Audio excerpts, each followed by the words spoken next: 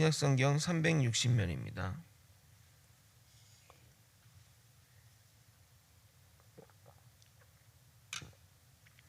저와 번갈아 교독하시고 마지막 절 함께 읽겠습니다. 레위 계통의 제사 직분으로 말미암아 온전함을 얻을 수 있었으면 백성이 그 아래서 율법을 받았으니 어찌하여 아론의 반차를 따르지 않고 멜기세덱의 반차를 따르는 다른 한 제사장을 세울 필요가 있느냐.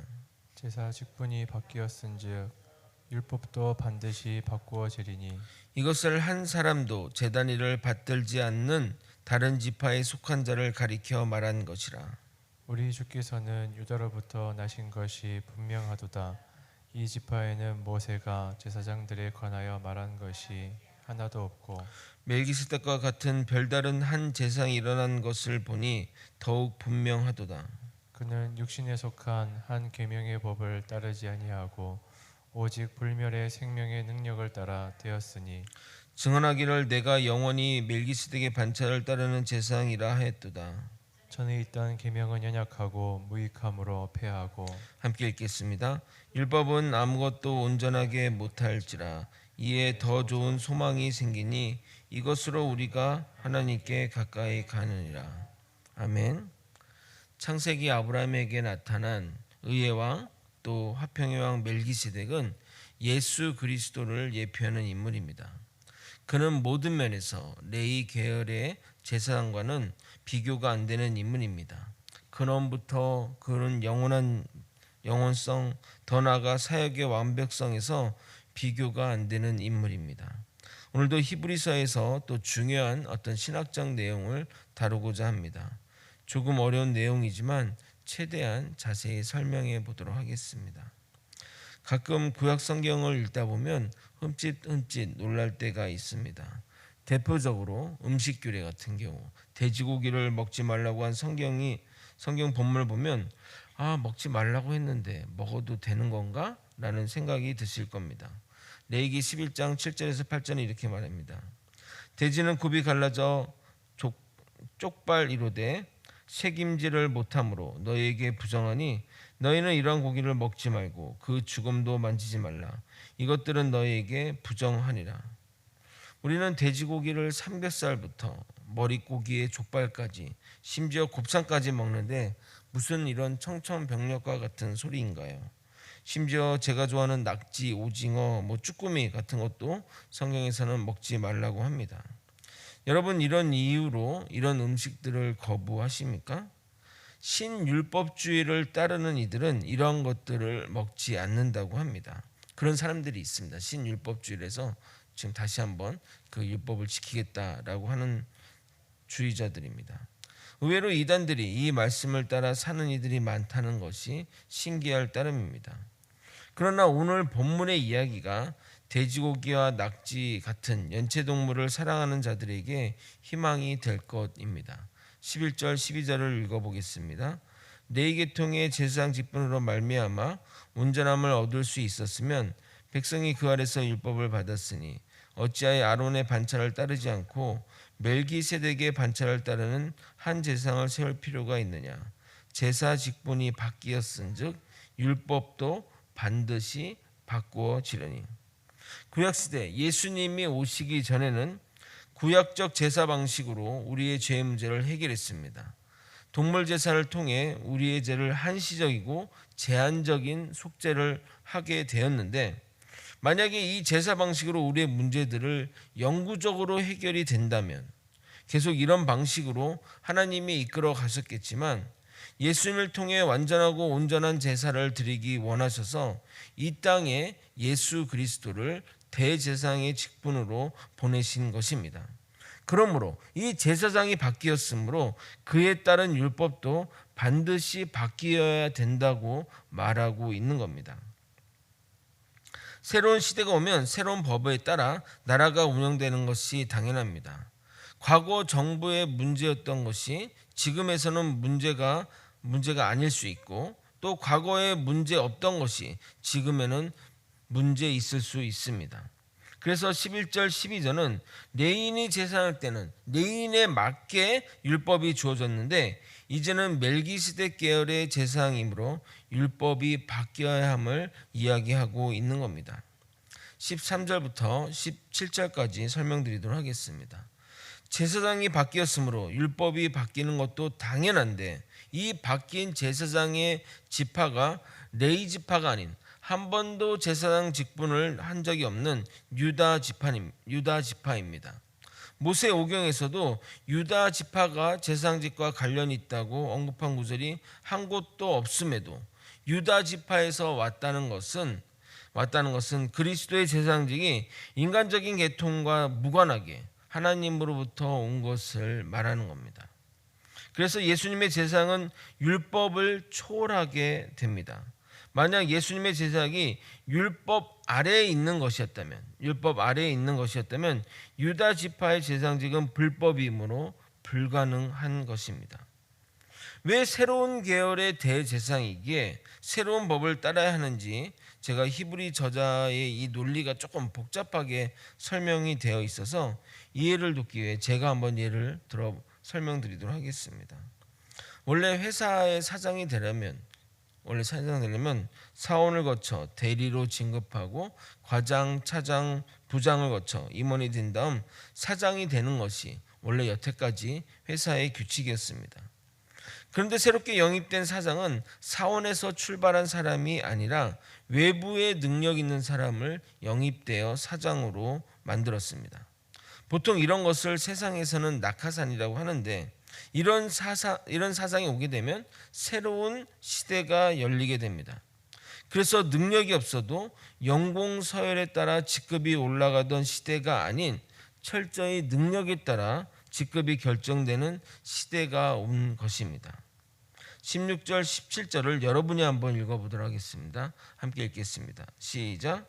그는 육신에 속한 한 계명의 법을 따르지 아니하고 오직 불멸의 생명의 능력을 따라 되었으니 증언하기를 내가 영원히 멜기세덱의 반차를 따르는 제사장이라 하였도다. 예수님을 이렇게 낙하산 사장으로 좀 비유해서 좀 불경스럽지만 새로운 시대 새로운 법을 따라 새로운 제사장이 되신 예수님을 말씀하시는 그 내용이 바로 이 내용인 것입니다. 자, 18절 19절을 설명드리도록 하겠습니다. 모든 율법은 예수님의 모형으로 예수님이 오심으로써 율법이 완성되었습니다.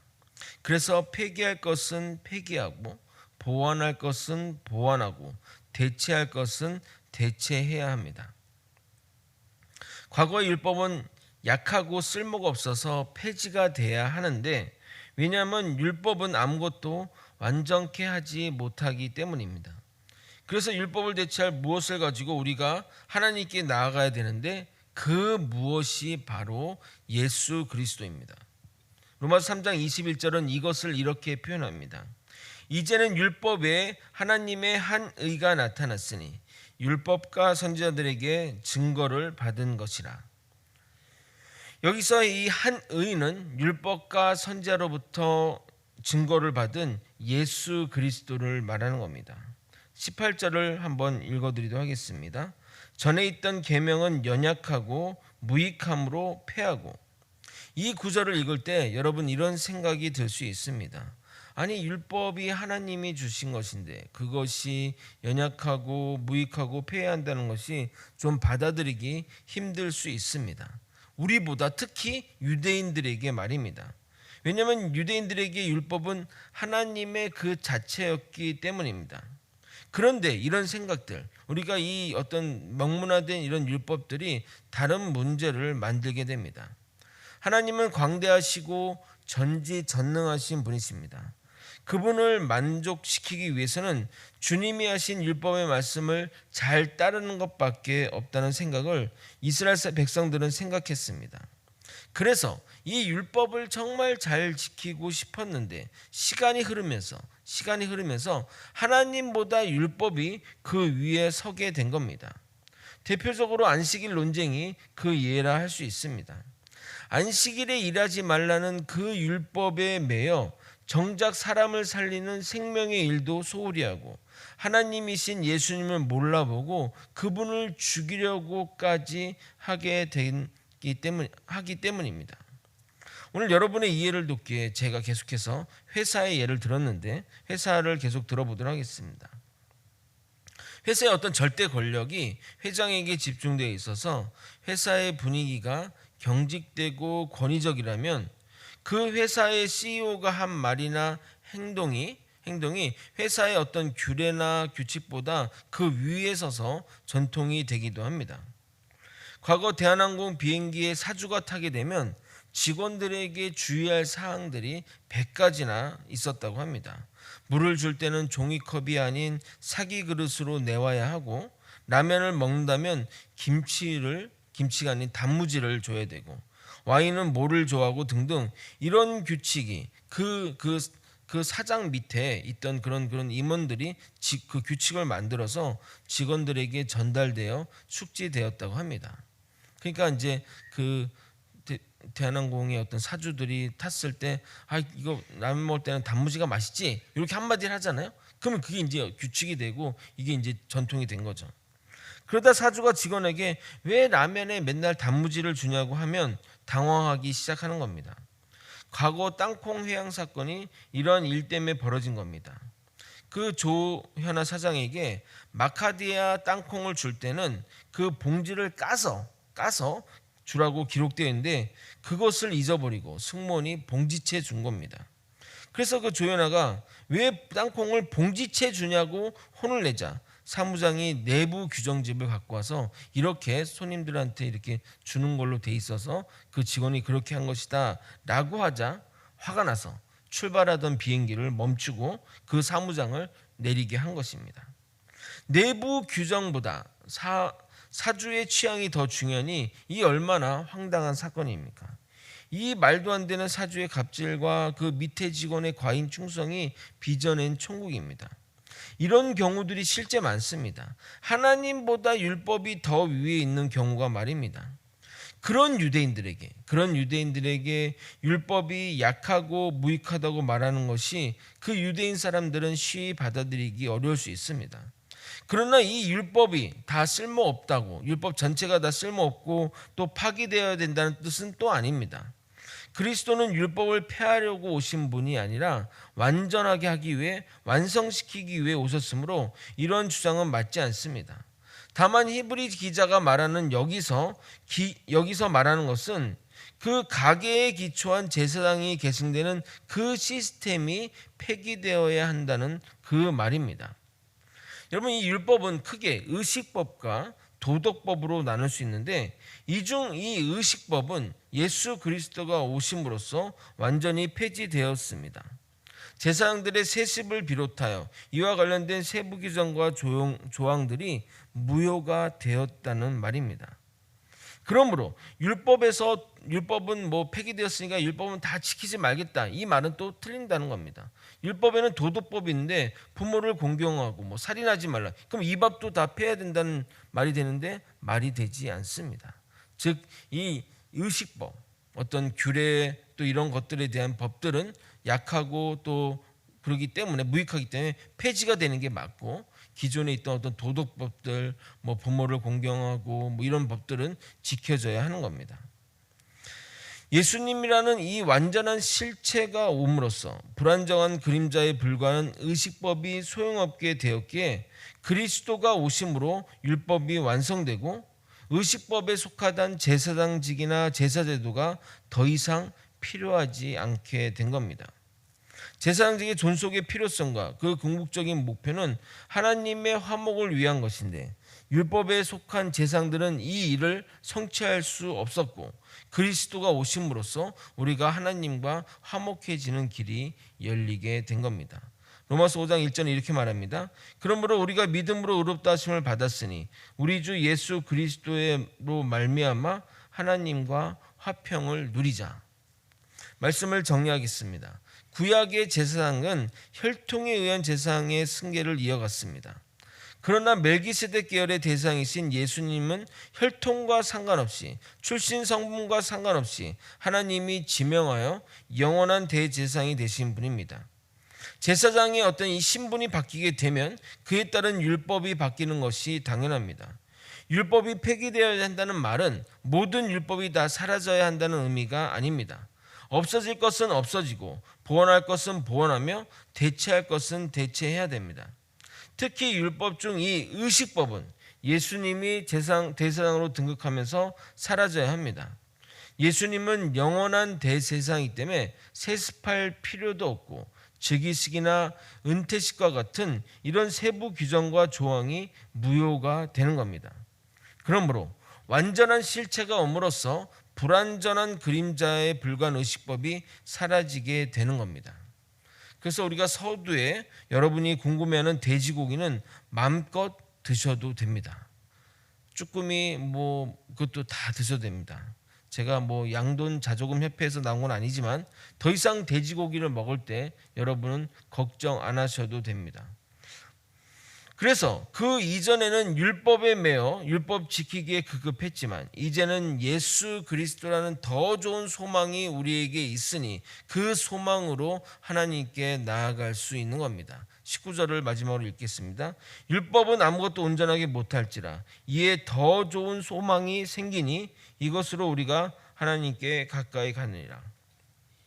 주님으로 인해 열려진 그 구원의 문을 통해 화평케 된 하나님께 가까이 가는 저와 여러분이 되시길 예수님의 이름으로 소망합니다.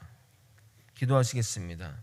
우리는 과거의 율법에 매여 우리 그 율법이 더 하나님보다 우위에 있던 신앙을 버리고 이제는 완전하게 하신 그 예수 그리스도를 믿음으로 이 예수 그리스도를 주님으로 삼으면서 이 과거의 율법을 제하여 버리고 오직 하나님께 믿음으로 나아가는 아버지 굳건한 이 믿음의 세계를 살아갈 수 있도록 이끌어 주시고 인도하여 주시옵소서.